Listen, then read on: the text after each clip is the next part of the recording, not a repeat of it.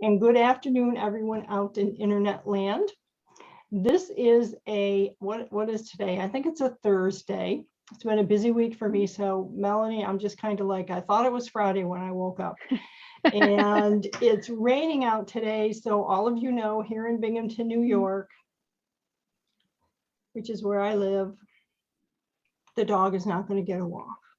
She came in earlier and she was just with the big eyes, you know, where's my walk? Excuse me, not going to happen. But the fun thing is, I'm going to be talking today with my guest on Smart Conversations, Melanie Notkin. Melanie, welcome to the show. I'm so happy to be here. This is great.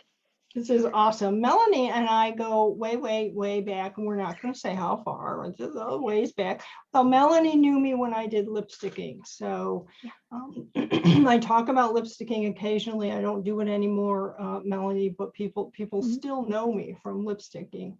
So Sure. Melanie is a really special guest because she's written a couple of books that we're going to talk about. And let me tell you a little more about her today.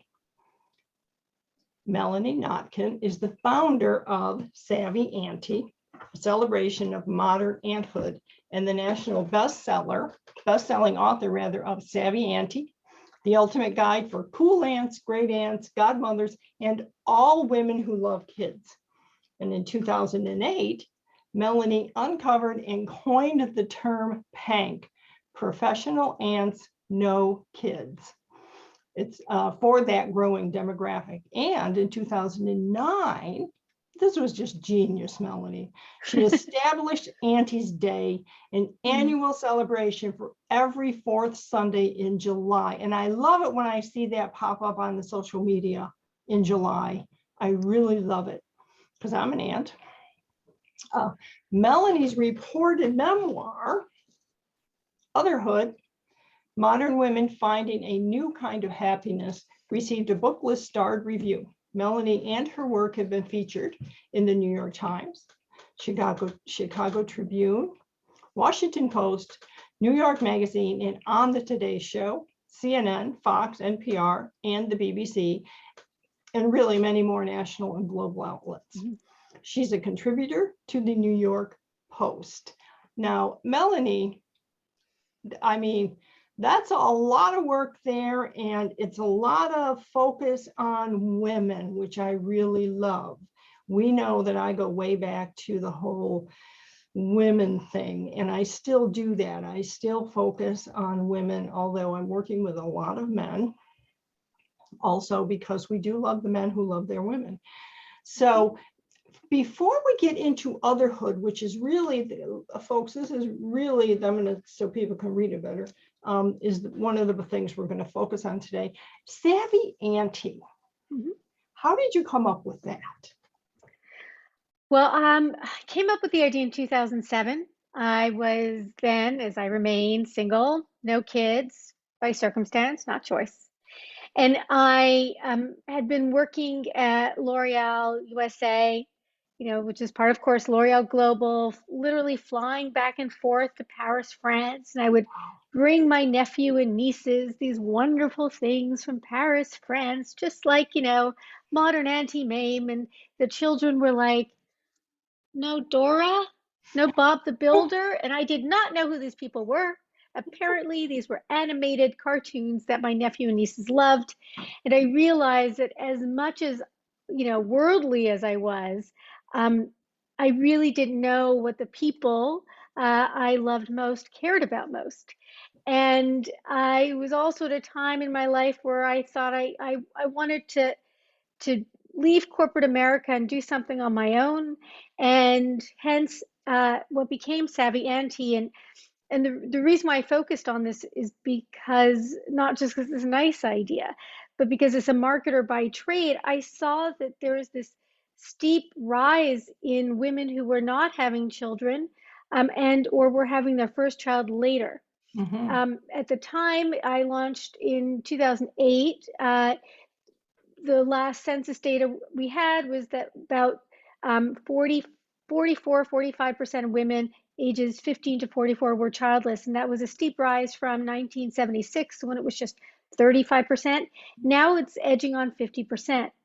And again, that's by choice, or like me, by circumstance, or others by challenge. And so here was this great market of women, a demographic, women who were generally more highly educated, generally higher household income than the average woman.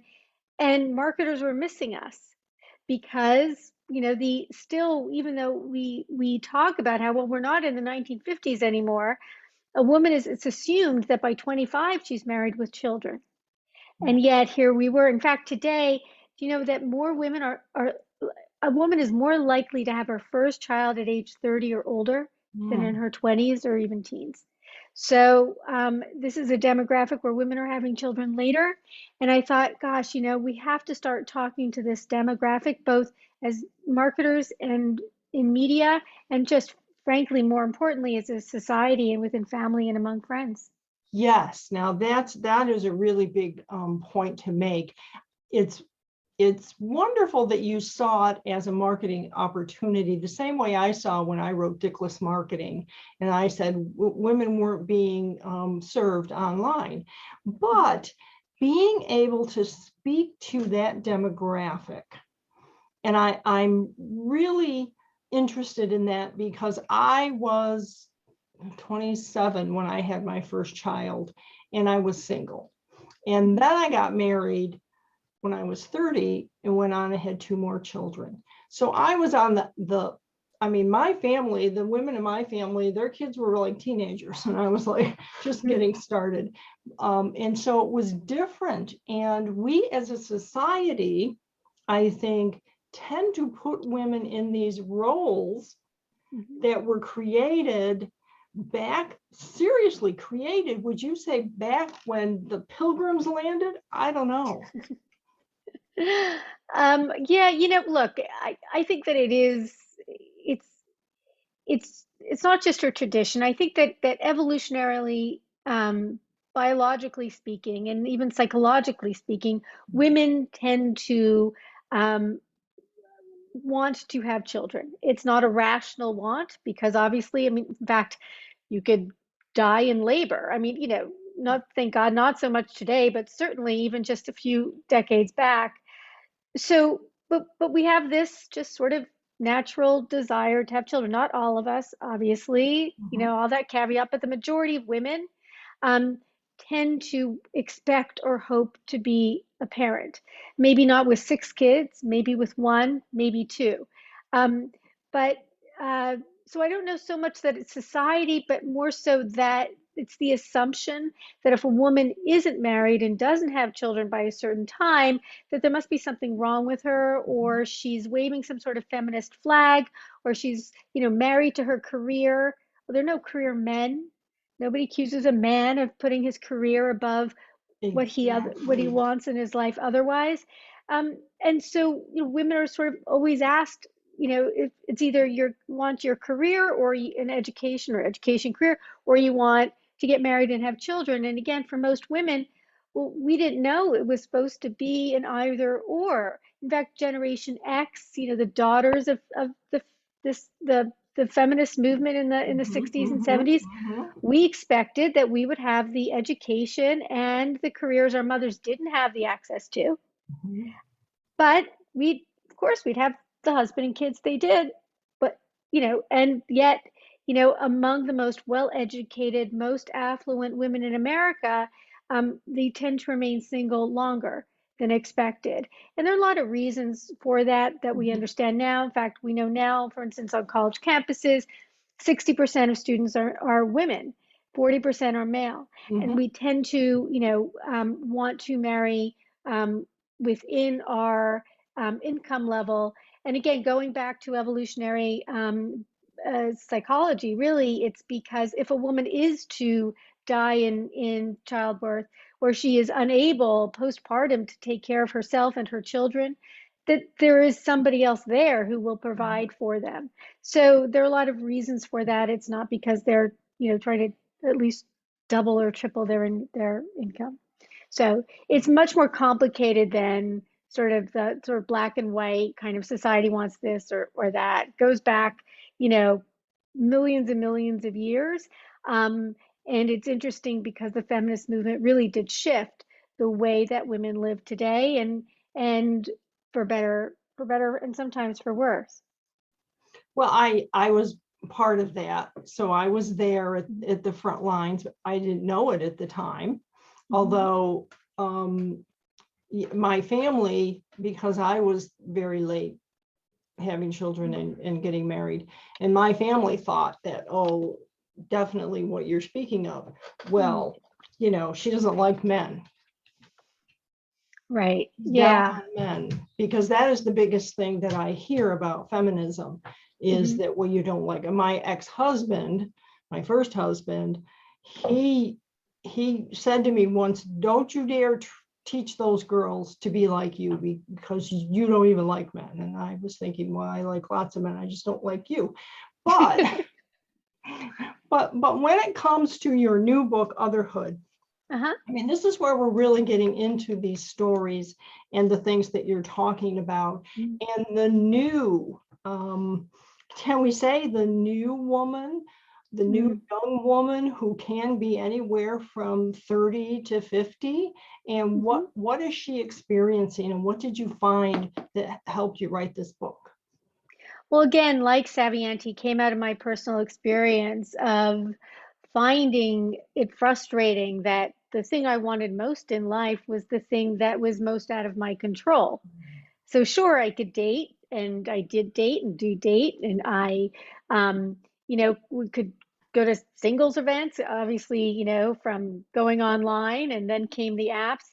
There must be a way to meet somebody, and yet it was becoming more and more difficult, and it wasn't just me or my friends' friends, and again, women who have everything going for them, and did everything right when it came to what feminism enabled us to do, and which we are all very happy about, because we have to pay the rent, right? We have the opportunity to live life to our potential, but the dynamics changed, and what I was finding, and the women I interviewed for Otherhood found, was a couple of things when it came to dating.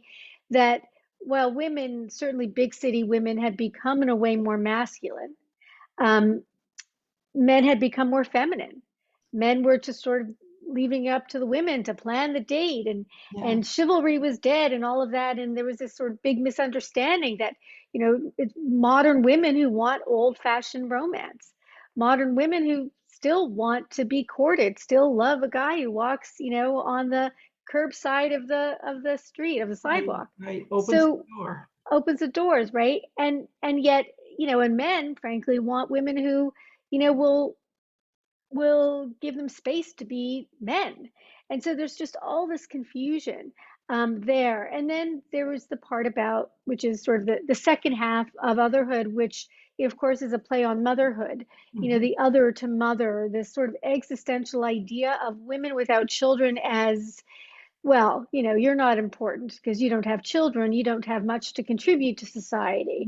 And, what I call circumstantial infertility, which is the pain and grief, which I certainly suffered, of not being able to have a child because you don't have a partner with whom to have children. And that type of grief being disenfranchised grief, whereby people would just sort of, again, poo-poo it, like, well, you know, that couple over there are married and they're really suffering because they're dealing with biological infertility, as if my pain were any different. And in fact, women like me don't have a shoulder to cry on, right? If you don't have a partner, you still, you're still menstruating. You still get a violent reminder every month that you don't have what you yearn for most. And then people say, well, if you really wanted a baby, if you really wanted a child, there are ways to do that. And of course, there are ways to do that, but that's not the point. First of all, that it's very difficult, but also, many women want a child, women who want children with the man or partner that they Yeah. love. Yeah, so in the very beginning, in the introduction, I do want to read this. You write, often a woman's involuntary childlessness, such as mine, is misinterpreted as having come about by choice. In fact, I've always envisioned motherhood as part of the romantic wholeness of marriage and family. And in my mind, it still is inseparable from love. Without one, I haven't had a chance at the other. That was really, it spoke to me when I read that, because it's so, we ladies, we definitely have that love gene. Not that the men don't. I'm sure they do. Certainly, I've met many men who do, and some who don't. But this is a part of a package deal for many of us. And I felt that when you were writing this, but there was something further on that I want to get into here that really struck me. Is you say, once I turned 40, I seemed to exit the dating Bermuda Triangle. What was that? So the dating Bermuda Triangle is about, maybe in New York City, it's a little older than in a small town, but, sort of about 35 to 40, where guys feel so much pressure from women when dating, as if, and to be fair, there are women who do express um, more of a desperation, right? Who sort of I'm sure I was desperate too, but some things you have to sort of keep under the hat, right? And so the men feel this pressure of, how will I know she wants me for me and not for my sperm? Not for, the comfort of finding somebody. Once, she has her baby, she'll leave me. And these may not be conscious ideas that men think of, although some men have shared that with me. In fact, I got this from conversations with men who would say, I really like you, but I don't date women 35 to 40 when I was that age. It's just too much pressure. And when I came out of that, like I said, dating Bermuda Triangle, where, we're sort of lost, even in the most, like last minute opportunity to have a child. When I came out of that in my early 40s, all of a sudden it was like, whoa, all these men wanted to date me because they didn't have to worry that I was dating them just to have a child. Wow. Wow. Yeah, I really, I mean, throughout the book, there's this sense of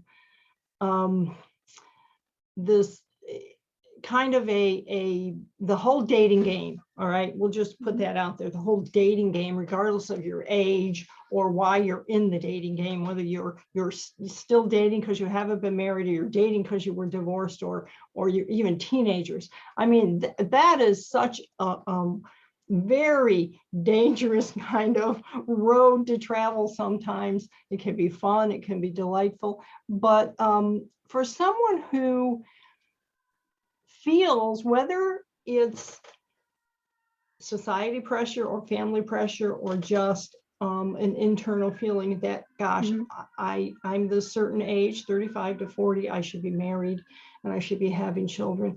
How much harder is it then when you get over that age and you're still viable, but you're not seeing anything? And so one of the things you wrote later on in the book is about choice. So people think you do this by choice, okay? And I do understand that it's a wrong-headed feeling to look at a woman and think, well, she's chosen to remain single and childless. And you write, to me, when you tell a woman she's made choices, it implies that she made the wrong choices, the choices that led her away from falling in love, marriage, and children.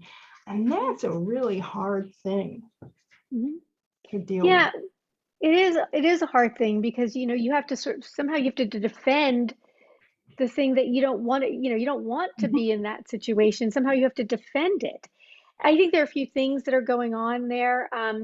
Some women who did marry when they expected or hoped to marry and had the children, they hoped all that stuff. They think, well, that couldn't have happened to me, right? So, that woman over there, well, she's, 38 and she's beautiful and successful and got all that stuff going for her. So, she must have made the wrong choices because, you know, I wouldn't have done that. Whatever it was that she did that didn't get her the husband, well, she made bad choices. And of course, we all make bad choices, et cetera. But the thing is that this group of women aren't going to settle for a lesser love. Yes. This group of women choose love over motherhood, which is very hard even for them to hear, but it's true. Because of course I could have gotten married. Mm-hmm. I mean, but the man I married deserved to be loved, whoever he would have been. I deserve to love. Mm-hmm. And now, of course, there are women who compromise or make different decisions. And I champion anybody's decision, right? As long as they're being honest with themselves and their partner and their life, whatever it is. But for most women, they choose love.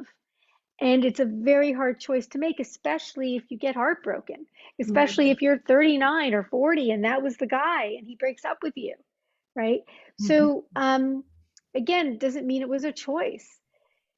People see, I once was on a radio show back where I'm from, a little further north than you, and in Montreal.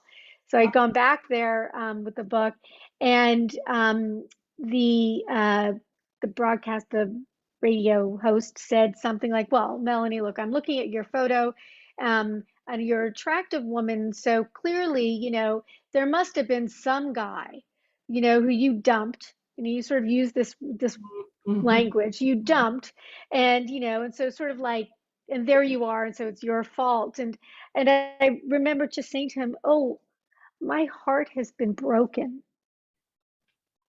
Not every woman who is single made that choice because she dumped all these guys. Life happens, and sometimes love works, sometimes it doesn't. Um, and it can be very frustrating for women who are told, well, because you made bad choices, when of course um, you can't choose how and when and with whom to fall in love. Yeah, I think that's a really big point. And I think that the idea of having chosen, oh, I chose not to get married and have children because I didn't want to, which is blatantly and patently absurd in most cases.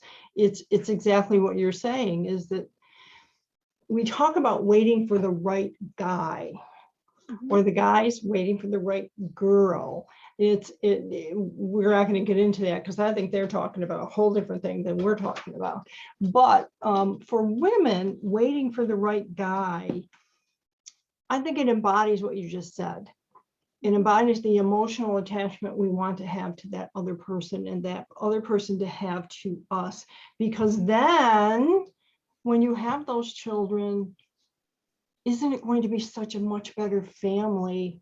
And so you look at women of a certain age, and I say that because I mean, women my age who are widowed find love. So, Of course. but we're not being held to task because we've done our duty. We did the marriage thing. Right. We had the children. We Well, and had, there's nothing wrong with you. You've proven to the world there's nothing wrong with you. See, yes, yes, that's what it is. And and what really is happening is that women, like I said, women were thinking, gosh, if she's single, it could have happened to me. Or if my husband leaves me, it could happen to me. So I'm just saying right now, obviously you were doing things wrong. I'm capable of doing things right.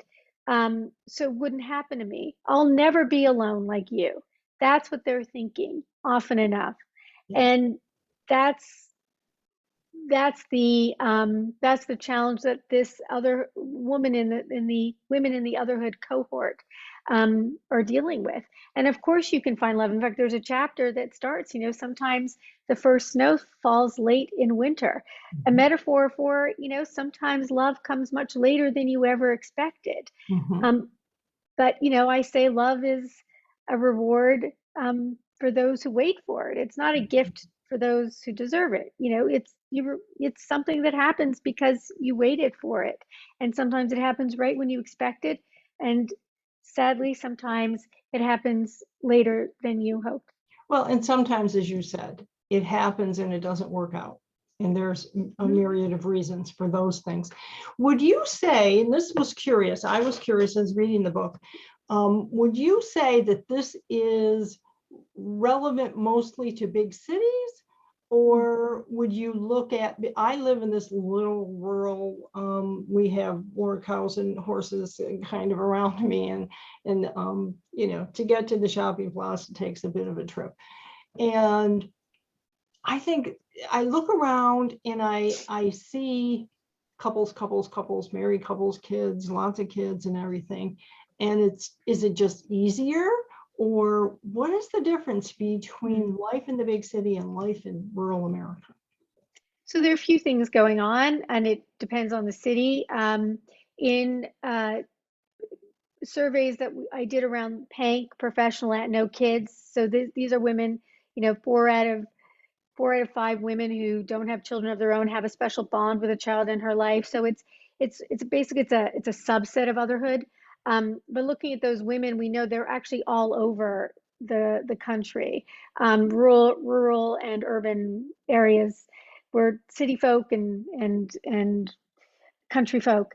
The you know, in New York City, we have our own challenges in that a lot of women come to New York City, you know, well, you know, I'll come to New York City and I can work in fashion and beauty and media and PR and all these other entertainment, all these other industries.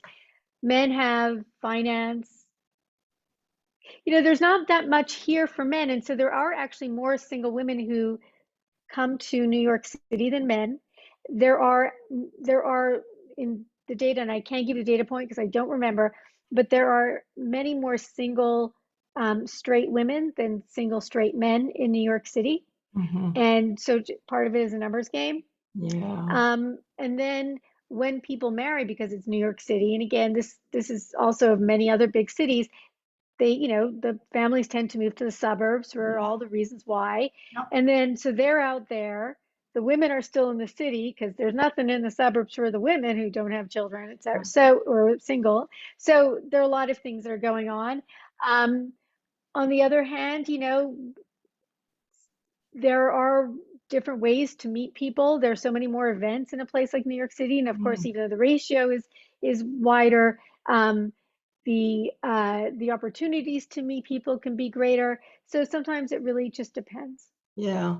I did feel that you talked a good bit about like men and what they expected of women and what women kind of were looking at, and this was through your research and the women that you had talked to, and some of the experiences of, so the women in your study and your friends and whatnot, and older men, for instance, who already had grown kids and now they're divorced and maybe they didn't want children.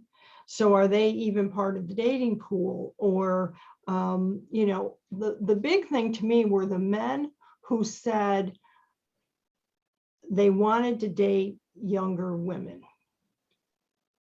Yes, sure. There's a lot of that. And Well, again, yeah, sorry, go so ahead. they were attaching an age Uh-huh. to their requirement. So to be fair, and I'll defend men in this part, it's not fair to women, but um, again, evolutionarily speaking, men tend to be attracted to women who are more fertile. Again, it may not be part of their consciousness. Um, they also tend to be attracted to women who look healthier, because, you know, even women with wider hips, because actually that makes it, they can deliver that Right. baby. There are a lot of things that are going on in our subconscious, right? But Mhm. yeah, sure. I mean, you know, there's also that power thing for a man. It makes him, you know, look better if he's got a younger woman. But what I noticed is that um, the dynamic changes when men hit their late 40s, 50s, where, especially if they've been married, where they're not looking for the younger woman. They're actually looking for it could be that they want to sort of redo what they had with a woman, another peer, Mhm. um, do it right this time or something like that. But also, um, you know, they want somebody, they want a partner, they want somebody who they can rely on. And often enough, in fact, I quote Eric Klinenberg, who wrote Going Solo. Um, he's a sociologist with NYU. He said, you know, what's interesting about women and men is women in their 40s 50s who haven't married, don't have children, they are very good at socializing and at their friendships. Mhm. Men less so, especially coming out of a divorce. It's harder for them to make friends. Um, and they do through sports, etc. sometimes, but again, they're not having those deeper conversations when that happens. So women are okay. What happens to a guy when he divorces, sometimes, not all men, is that now he's lost. Now he Yeah. has never made a, never made a reservation because the wife, let's say, was the Mhm. social person in the family. So, there's that dynamic, and they want somebody who they feel can be their partner. So, yeah, men will always look for younger women as much as women don't like it, and can feel offensive and all of that. Um, And sometimes women look for older men. of It's course, just because there's of that course, shall we say, that daddy thing where they'll take care of me, or yeah, because in their estimation they do want to fall in love, but they also want to be secure. They want yeah, to know, like you said earlier, that this person is going to be a good breadwinner, not the only breadwinner in the family, but someone who's also going to help raise the children. So now let's move on from the topic of the book and talk about the writing of the book. So I'm a book coach and I help people write books. What did you learn about yourself when you were writing mm. this book? That I'm a writer. Excellent. uh, what happened was I came out with the first book, Savvy Auntie, which made me an author, Mhm. published author. Yes. And after that, I wrote a piece. It was published by William Morrow, HarperCollins, and the PR team got me it was, of course, unpaid Huffington Post, write for Huffington Post. Right. So I did, and when you write for the Huffington Post, this is back 2011, 2012. You have no idea how many people read it or see it, etc. And they said, well, you're a good writer. You can keep writing. So the first couple I did was in relation to the Savvy Auntie book and world. And then I wrote a piece called The Truth About Childless Women in July 2011, and it went viral. And it was about the stuff that we're talking about here now, Otherhood. And I ended up on CNN and Good Day New York. And so I kept writing on that topic, and very vulnerably and honestly, about the grief, of not having the children that you so yearn for. And at the time, I was still hoping and expecting to find love and have children. And I kept writing on that. And what happened with having to post is the pieces would go so viral, they would put them on the homepage of AOL when it was part of AOL, and they would Mhm. translate them to literally like 12 languages. So I knew whatever I was doing, and I didn't have an editor that, having there was no editor. So it was just, you know, going in there and writing with all my heart. And but also supported always by data where there was data, etc. And that's how I got my second book deal. And I think for me, being a writer, I've always enjoyed writing. In grade school, I somehow was always like the top writer in the class and stuff, but I never really took it as something I would do as for a Hmm. living or for part of what I'm doing. But writing this book, and I only had 5.5 months to write it.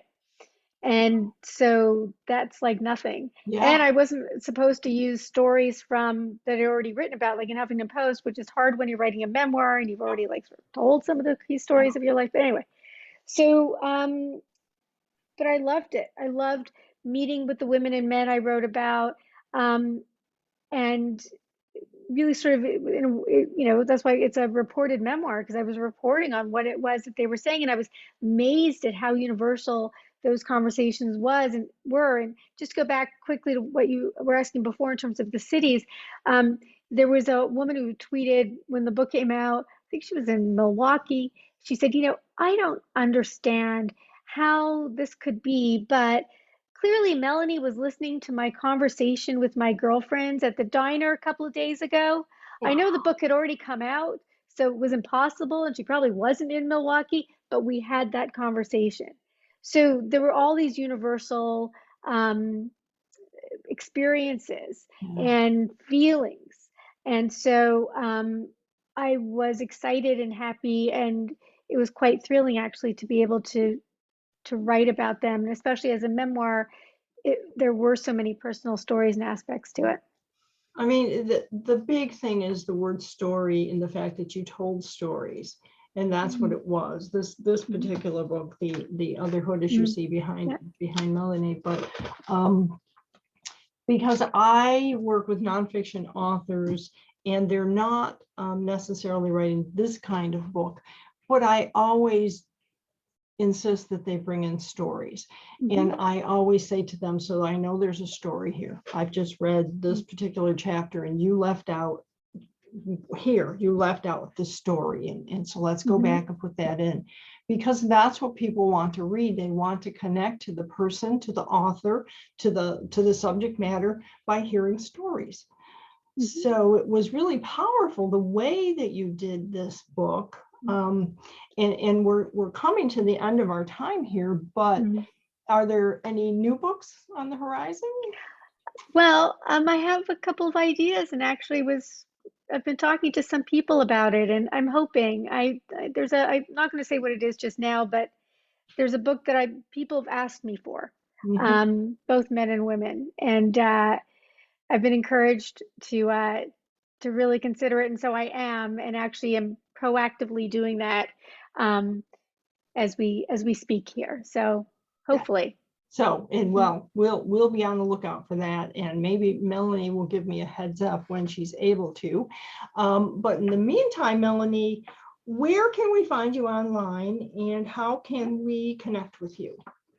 Well, so it's Savvy Auntie on most social media. I'll spell it out: SAVVYAUNTIE, on Twitter and on Facebook and Instagram. And on Facebook, there's actually also a closed private group. So it's facebook.com/groups/Savvy Auntie. And that's where women, it's still the internet, it's still Facebook, but it's more private, so women can get support from each other in a more intimate way than they can on the Facebook page. But Twitter is a great place to have conversations. So hopefully your viewers, listeners, if they want to connect, can find me there. That's excuse me, that's really, really fabulous. And so one last parting thing, what would you tell a writer today is the most important thing they should focus on if they're looking to writing as a career, for instance? And that's not, I don't want to mean like, I'm not looking at people who come to me and think that their novel is going to be a runaway bestseller like Silence of the Lambs or something. I'm talking about people who understand that there's a writing process. What kind of advice do you give them? Is to write like you mean it, Ah. and not to worry about what anybody's going to think about your writing.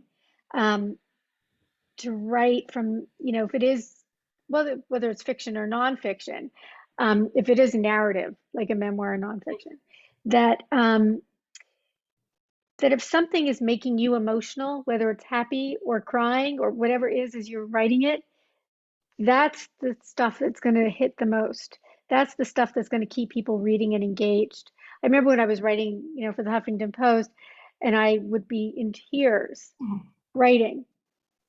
It was a complex feeling, because I'm like, this piece is going to go viral, and I was always right, because when my whole self was in it, I knew other people would respond to it, not because it was about me, but because if the emotions are what make the story so universal.